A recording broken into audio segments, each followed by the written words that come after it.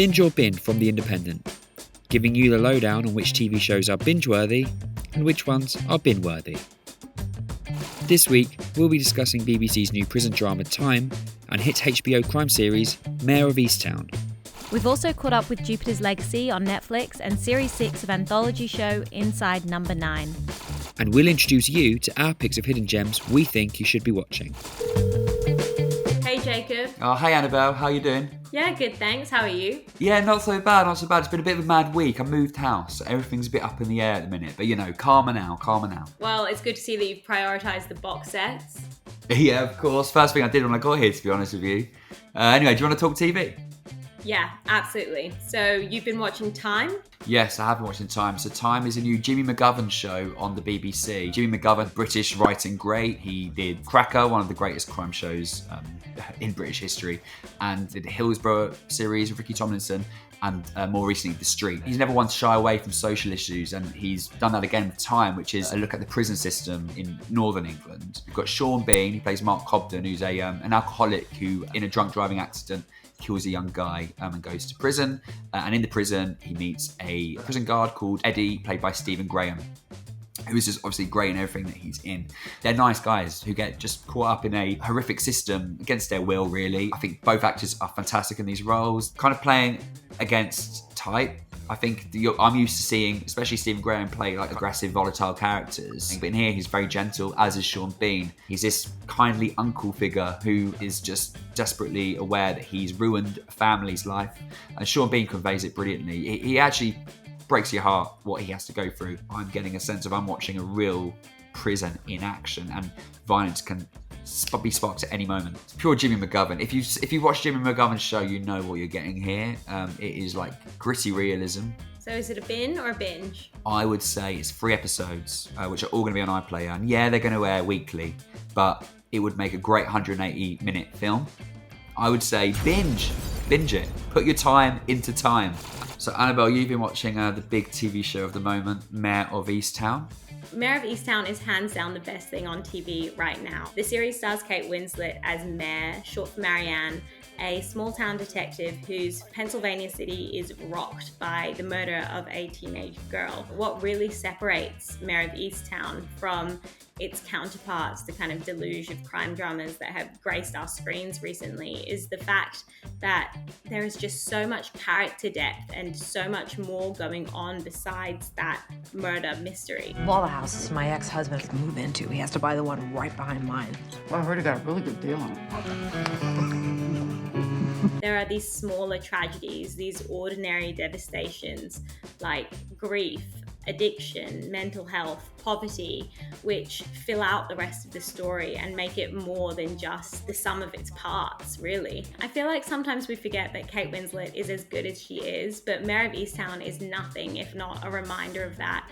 She is phenomenal in every single scene. The creator and writer of Mare of Easttown is a man called Brad Inglesby, and he's actually a Philadelphia native, and it really comes through in the show, which feels grounded in knowledge and understanding of its time and place. The show's creator has not denied that there will be a second season. He said that he's unsure, but this is one of the ones where I'm kind of inclined to think that it would just be best if they left it at this. Why ruin with something that has ended on such a high note? Yeah, here. So I think I know where this is going, but Mare of Easttown, binge or bin?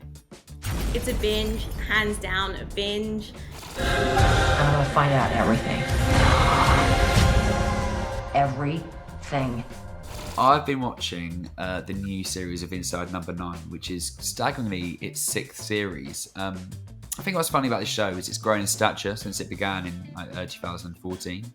And I think that more and more people have become aware of it with each passing series, to the point that suddenly we're on number 6. And the show itself, as if you don't know, it's an anthology format set inside a building that has the number 9 on the front. Inside Number 9. It's a different story each week. It's different cast, different characters, and they're very kind of self-contained. They're almost like televised plays. Everything all right in there? It's Steve Pemberton and Reece Shearsmith. Obviously, they did The League of Gentlemen with Mark Gatiss. There's Psycho Bill. British writing duo. They've got a very old-fashioned feel, and Inside Number 9 is in keeping with that. However, what I will say is, as good as the show has been, and as good as the show continues to be some weeks, they are now kind of trapped by the constraint of the show being set inside one place and being essentially a chamber piece, whereby you're waiting for the twists, you're waiting for the turns, and sometimes when they arrive, you're like, and you feel disappointed, even though you've been waiting for it and you've been wanting it. I will say that this series has had some real high points, but it's also had the lowest point of the overall series so far, and it makes me worried that they're kind of writing themselves into a bit of a hole and they need to maybe put their heads together and find a new project now. So this one sounds a little bit more up in the air than the others. Is it a binge or a bin?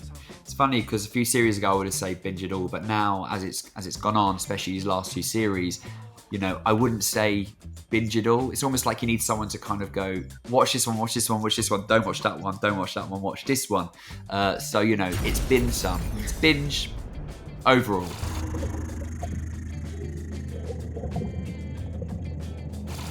Okay, let's talk about Jupiter's Legacy. It's been such a good time for superhero shows, what with WandaVision on Disney Plus and The Boys on Amazon Prime. So that just made the failure of Jupiter's Legacy hit that much harder. The hype was huge for Netflix's big budget series, but it has just flopped massively.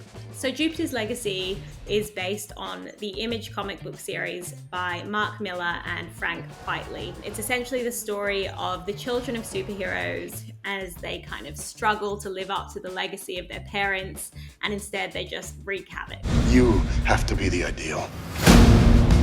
No one can live up to the ideal.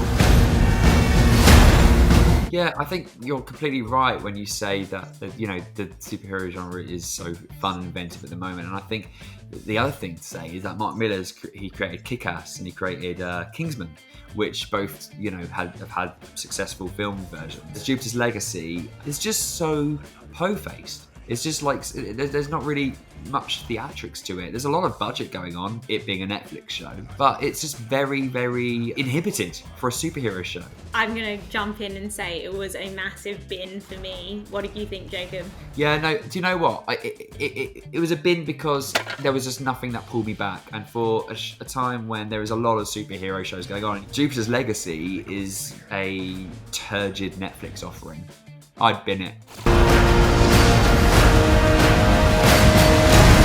So every week on Binge or Bin, we like to place a spotlight on a TV show or a film that has flown under the radar, something that you might have been meaning to watch for a long, long, long time, but haven't had the chance to or have forgotten about. So this week, I would like to talk about Saint Maud, which is a psychological horror that was released in cinemas last year. It's a feature debut from who is going to be a huge name in film, Rose Glass, who had done a series of shorts before. But this one is a very taut 84-minute psychological delve into a character named Maud, played by Morfydd Clark. She's going to be a huge sensation. In 5 years, she's going to have a lot of credits to her name.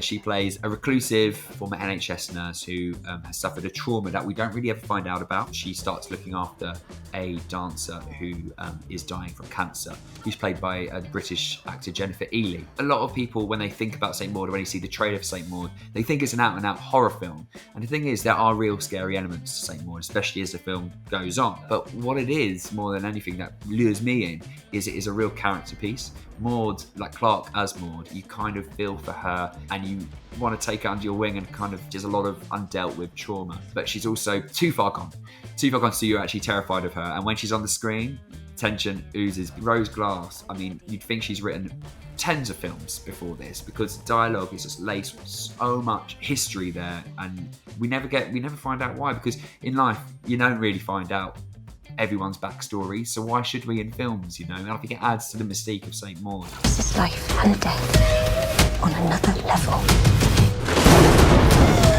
Annabel, you have a hidden gem too. What is your hidden gem? So still not enough people have heard of Pen 15, which has 1.5 seasons available to watch on Sky right now. And it is one of those rare shows that literally has me laughing out loud every single episode.